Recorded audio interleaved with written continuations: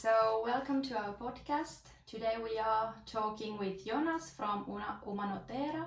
So, firstly, could you introduce yourself and maybe tell a little about your organization? Yes, thank you for inviting me. My name is Jonas Sonnenschein. As you can hear, I'm originally from Germany but living in Slovenia for a long time.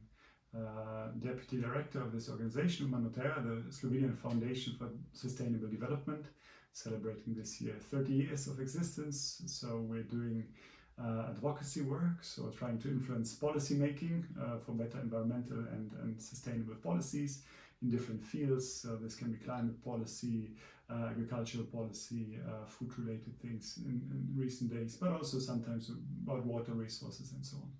On the other side, we also do awareness raising. We go to schools, give lectures, universities, companies also, and also have exhibitions, produce videos, are active on social media and so on. So we try to combine the two approaches. So some bottom-up good practices also. So we work a lot with municipalities and communities, and some top-down policy approaches, because we think if we don't prepare kind of the solutions that we all need to adopt from a bottom up, it's very hard to find a majority to adopt the policies that we really need. So this is a bit the philosophy of Umanotera.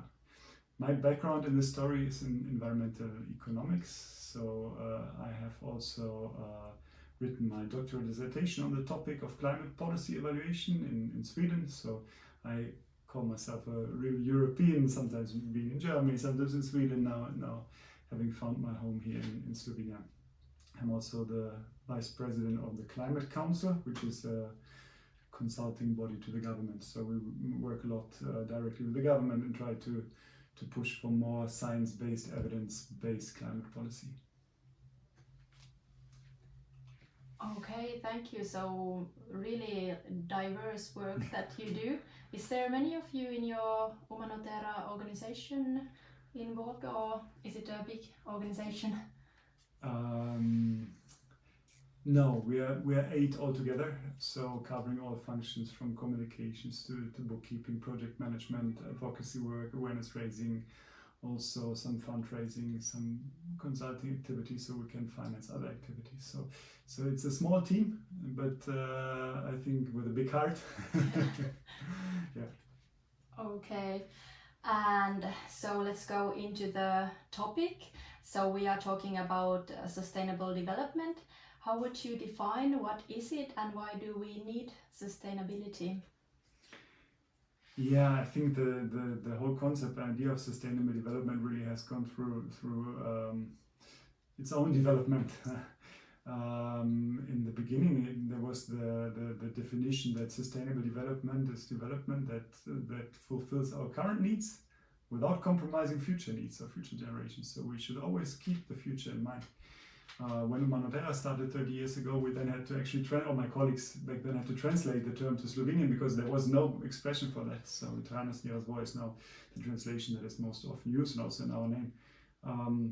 Very often people think of these 3 circles that somehow overlap. We have the economy, we have society, and we have the environment. But this is a very weak concept because they're all at the same level, which I think doesn't represent reality. So many people also portray it more as circles that are embedded in each other. So in the center, the smallest circle is maybe the economy, but we cannot think the economy without society around it. So it's always embedded in society and has a social function, gives employment, we pay taxes, so we get education and so on. So we always have to think this bigger context.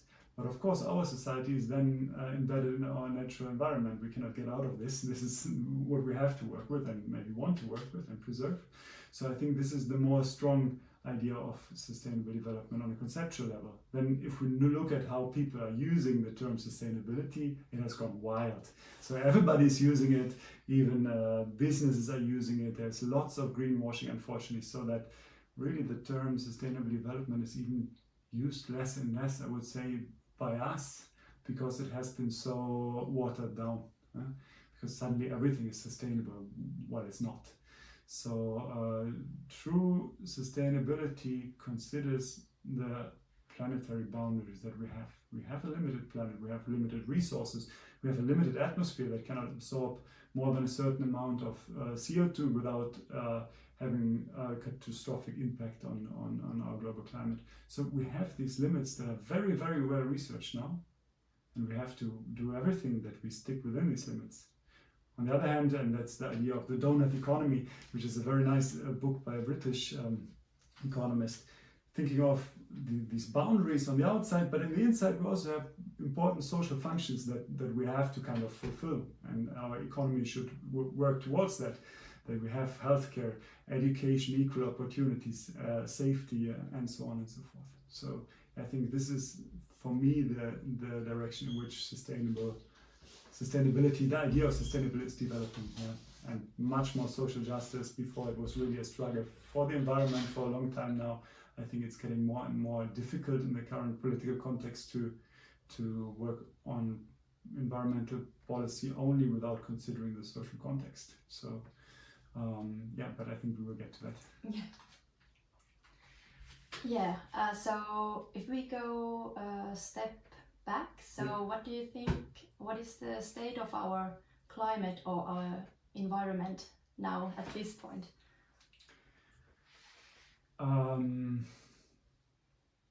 It's I'm an environmental economist, but of course in my function and my work I've studied a lot the reports that are shared by the scientific community and climate scientists, and I also collaborate in my function as a member of the Climate Council with very good climate scientists, and my understanding is that we are on one of the worst scenarios. So scientists have always warned that if globally temperatures rise above 1.5 degrees more than before industrialization, so have warming of 1.5 degree or more, it will become very, very dangerous, because we're getting into a state where we cannot manage future climate change any longer. Even if we magically would reduce emissions to zero, so achieve some sort of climate neutrality, because we've kickstarted so many processes in the climate system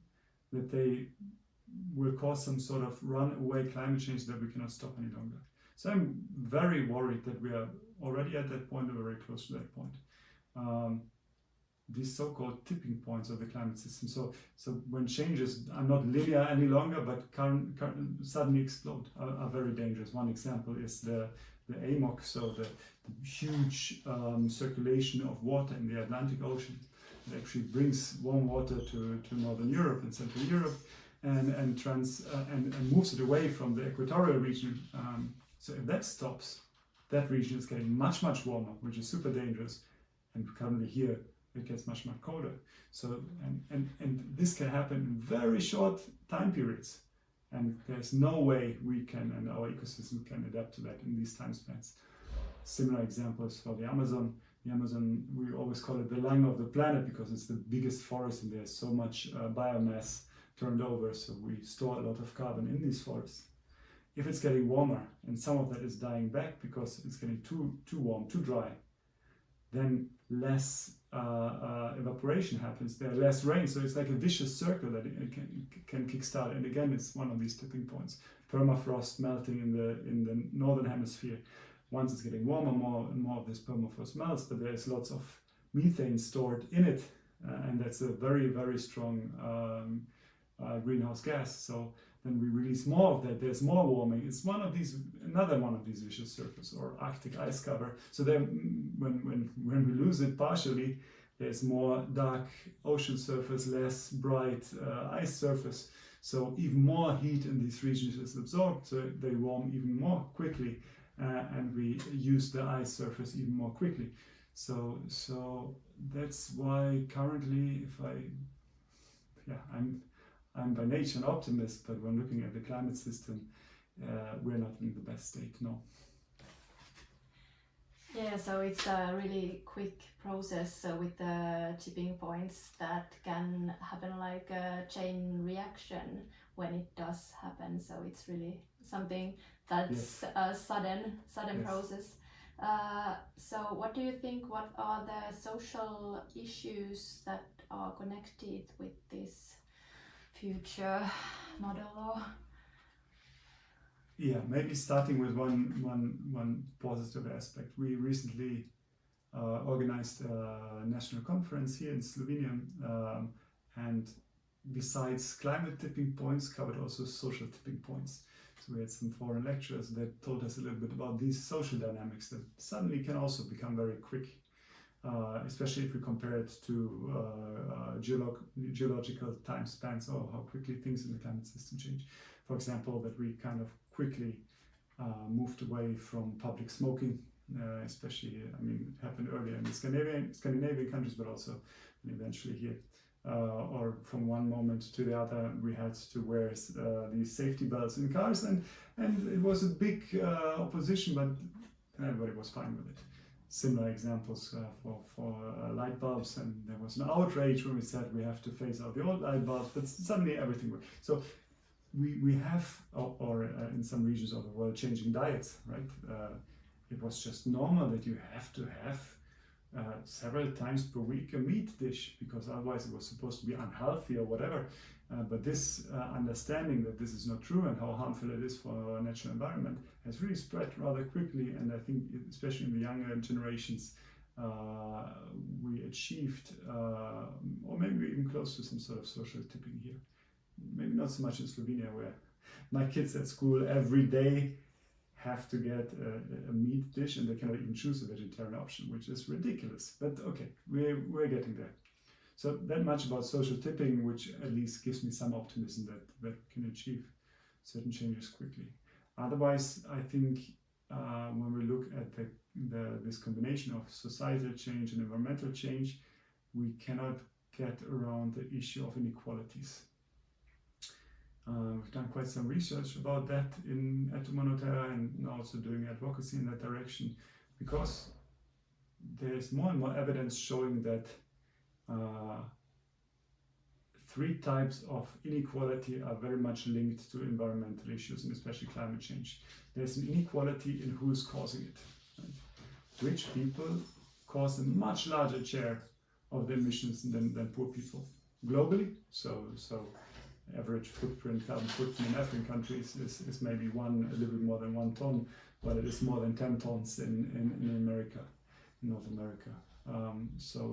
But also within countries. So when 10 years ago, 20 years ago, it was all about between countries differences, now it is very much also about within country differences. So the richest 1% of the population often having a carbon footprint that is 100 times higher than the bottom 50%, right? So we have a huge discrepancy who's causing the problem, but then we also have a discrepancy who's affected by climate change or by other environmental issues. And again, it's very often poorer regions of the world that are affected. For example, at the Horn of Africa, we see so many more droughts now. We had terrible floodings in parts of Asia, East Asia. But again, I would say it's not only between countries, but also within countries. Who can adapt to climate change? Who's living in his own apartment, has its own solar panels on the roof and an air conditioning? Well, it is the more rich people. But who's living in a multi-apartments building that are super hot in summer and cannot escape the summer heat? Well, it's very often older, single women that live in such places. So there are huge differences within society how we are affected by climate change and other environmental issues. And then the third aspect to it is how we can basically contribute to a greener future. Who has the money to invest? Now we have very ambitious policies at the EU level, or we had them at least until recently. I think ambition is fading a little bit. But of course, if we want everybody to have an electric car, a heat pump, get rid of their old oil heating and natural gas heating, well, somebody has to pay for that, and I think richer households can pay for it. People that are already in energy poverty because they spend a significant share of their income on energy certainly cannot afford it. So without addressing this triple inequality, that means who's causing it, who's affected, and who can pay for the transition, we will not be successful in addressing the climate crisis.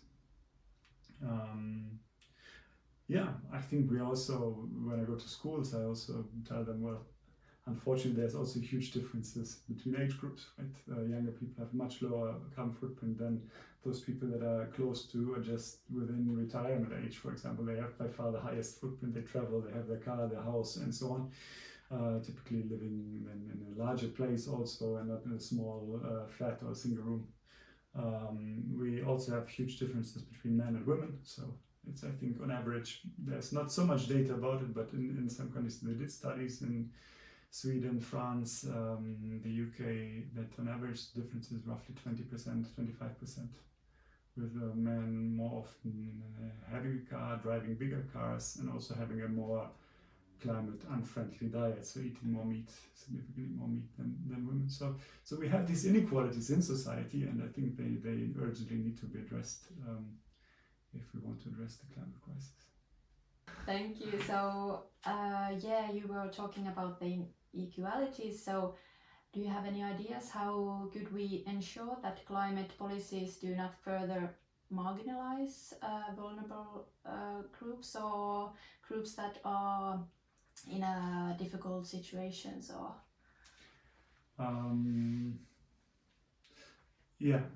some ideas I do have, but when it comes to global inequalities, I'm really not the best expert here. Within a country like Slovenia, I think it is very important to first see in which situation are we. Now we live in a country where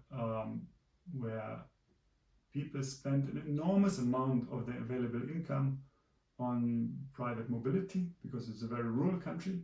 There's very few public transport, so people are car dependent, have rather low incomes, especially in the east of the country, which means that a huge percentage of their available income goes on private mobility.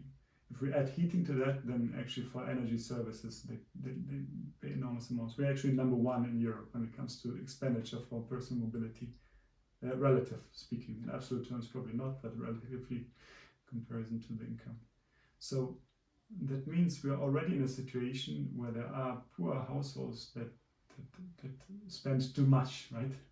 So that means we need a mechanism that at the same time maybe makes fossil fuels more expensive because we want less of that, but at the same time taking the burden of income poor and energy poor households.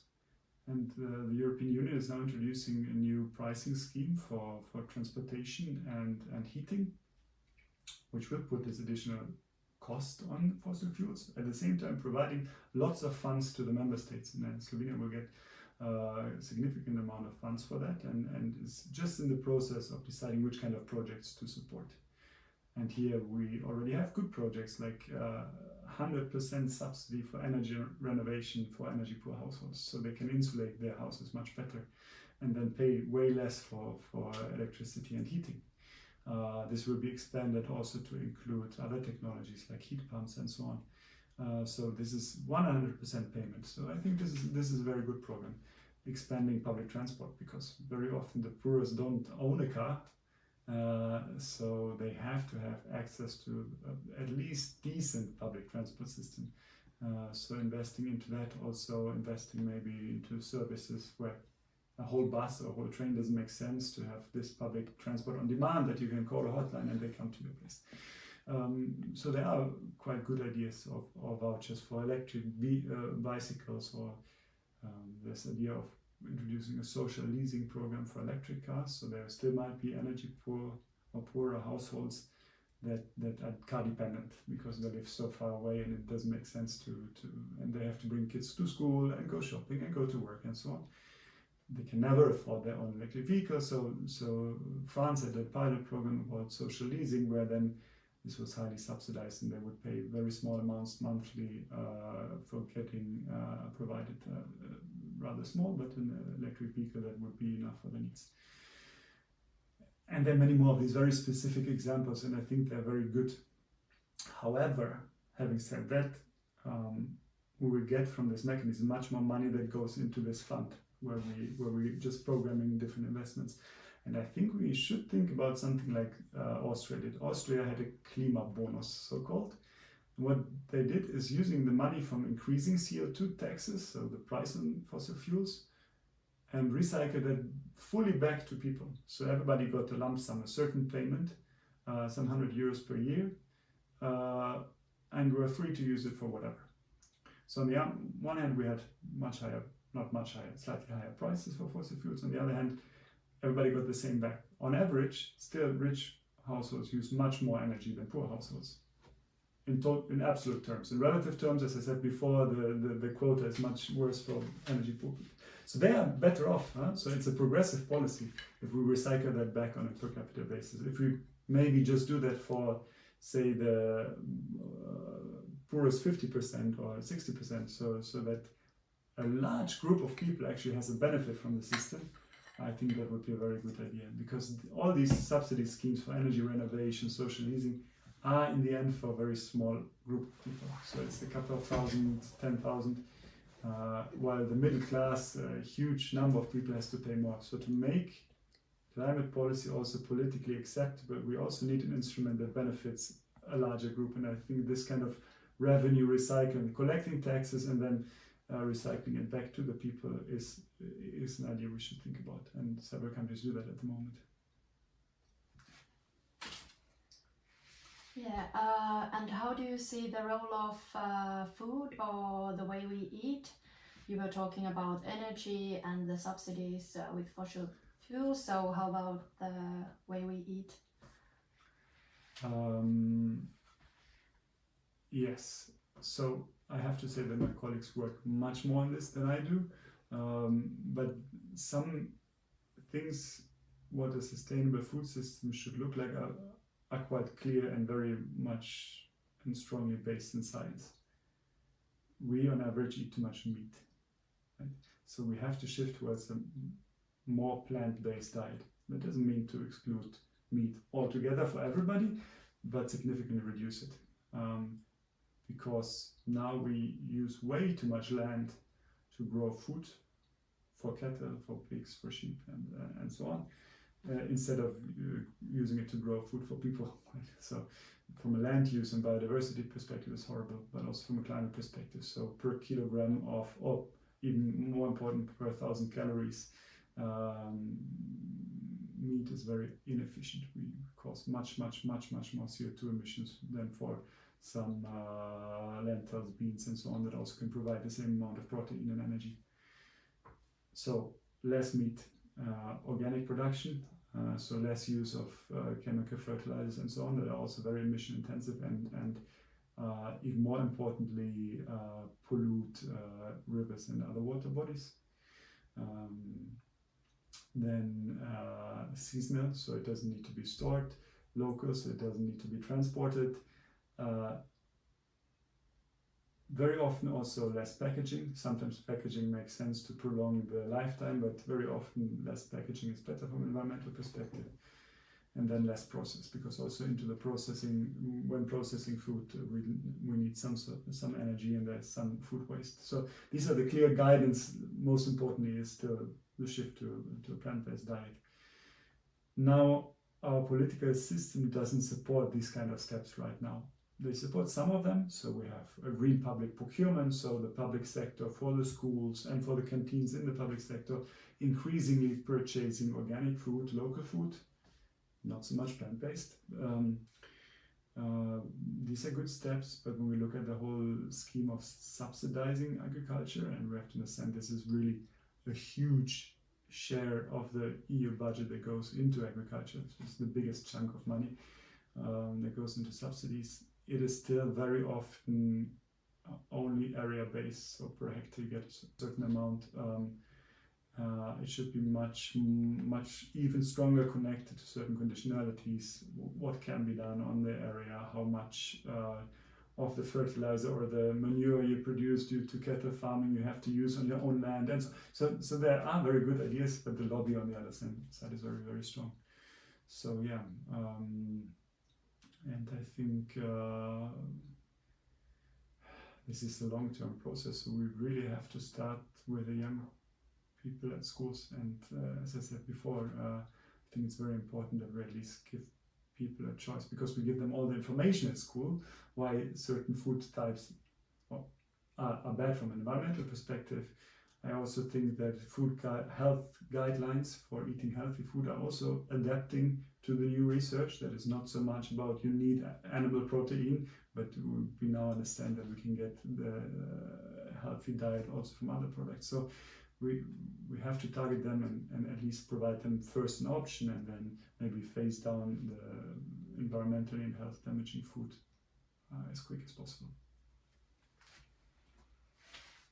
Okay, thank you. I think you have spoken a lot about the role of governments and Europe Union, but do you think what are the solutions or things that individuals can do in their everyday lives? I think it's a very good question, but we also internally debate a lot, because we have done campaigns and awareness raising that target individuals. Increasingly, when we talk about the role of individuals, we, I think, have a much clearer idea what could that role be, because very often the individual in the environmental context is reduced to being a consumer, right? Recycle, switch off the light, bring your own bag to the shop, drive less, fly less. So this is all consumption categories of products and services. But we're much more than that. I mean, we're not consumers. We're citizens of a country. We're political beings. We can engage in our community. We can engage in our workplace. So if I shift my lifestyle patterns, that has a very small impact. If I manage to convince the whole company or organization to do something differently, that can have a very big impact. If that organization happens to be a whole country, of course, if I'm a politician, it has an even larger impact. So I think besides being consumers, we are of course political beings and citizens. Moreover, we are also, at least when we get older, some sort of investors. So we have money, we have a house or something. At least many people in the Western world have that. And we're blind on that side, that actually when we have our money in the bank, the bank uses that money to hand out credits to whomever, and usually to the industry that is most profitable. And that could be at the moment weapons, or could be anything, right? So that actually where we put our money also has an impact, is something I think, at least for older and richer people, is also an important factor, which we often overlook. And then I think we are a role model, or can be role models.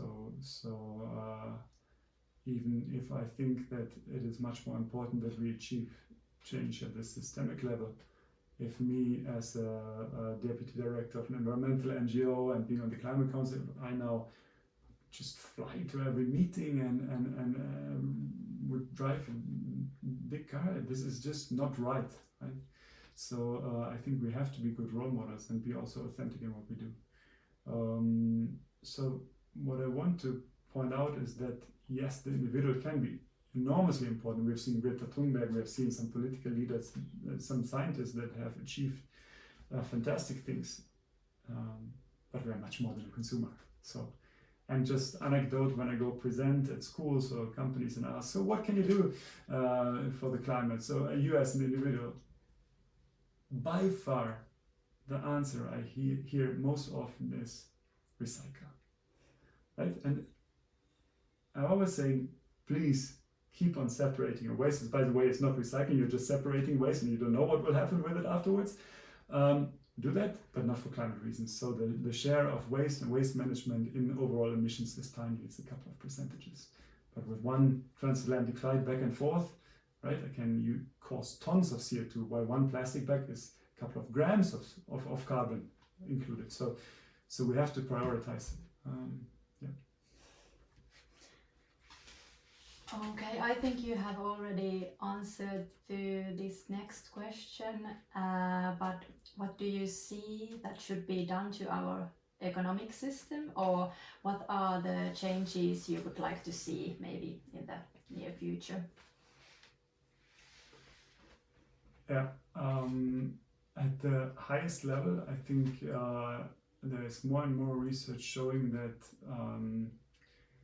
it will be very hard, if not impossible, to achieve climate goals while the economies are growing.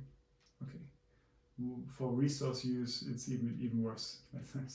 So this decoupling of emissions or resource use from economic growth is not strong and not fast enough. Our efficiency is not growing fast enough that we can make up for all the growth that is happening, all the shit we're consuming, and producing. So at this highest level, I think we need some sort of readjusting the focus not on any type of economic growth, but growing those sectors that we need. So what I said before, organic agriculture, public transport, renewable energy, energy efficiency, circular economy, so circulating, recycling, actually recycling, not just putting it into an incinerator, the plastic waste and so on. So this should grow, but we have other sectors that should shrink, right? That are really harmful. And I think this is the main problem of economic and industrial policy right now. Politicians are very keen on supporting the green economy. So sectors like renewable energy, many energy efficiency sectors are growing, are partly also growing rapidly, but very hesitant to restructure the harmful part of the energy intensive industry. And so I think here we need a daring industrial policy that says, well, for you it's getting much more expensive and probably you will not survive, but instead we support different sectors, and politicians don't dare to do that. More in principle, I think there are very strong statistics that show that from a certain income level, more income doesn't make us more happy, doesn't make us more healthy, doesn't improve our welfare. So I think we have to see how we can make policies for sufficiency. So not for economic optimization, but for having just enough so we have all our basic needs covered and maybe something beyond that, so we can have a good, meaningful life, participate in society, but don't maximize. So that could be maybe a shorter work week with equal payment. That could be, of course, also some sort of pricing policies. That could be acknowledging voluntary work much better, and maybe also accounting for it in your pensions. And then, I mean, there are several ideas for how to implement these sufficiency policies, but focusing on sufficiency rather than maximization, I think, is a good idea. I think talking about degrowth in this context, which actually probably supports all of the ideas that I just said, is sometimes a bit tricky because it has such a negative connotation, just for that. So I think the term is a little bit misused too much in policy circles. So that's why I do not tend to use it, but at the same time sympathize a lot with the degrowth research, degrowth community, and also the kind of conclusions they draw for what needs to happen. But yeah, I think appreciating time much more, appreciating community much more, appreciating that what truly makes us happy and human beings, and not appreciating only individualism, more travels, more luxury goods. Unfortunately, I think the development is not really going into that direction, rather the opposite. So, and this is a huge challenge, how to argue for things that we scientifically know make you more happy, but less and less people want. So this is our dilemma right now. Yeah. Okay, thank you so much. I think we have covered almost all the questions, and I just want to ask about the future and hope. Yeah. So is there something that gives you hope for the future, and is there things that you think that do you think that sustainable life could be good and enjoyable? There's maybe two questions, but yeah, the last question, I think that sustainable life is better and more enjoyable than the life many people are currently leading. I think there's the picture in the general public that sustainability means going back to Stone Age or whatever, but nobody argues for that, right? I mean, nobody is against new, clean and helpful technologies.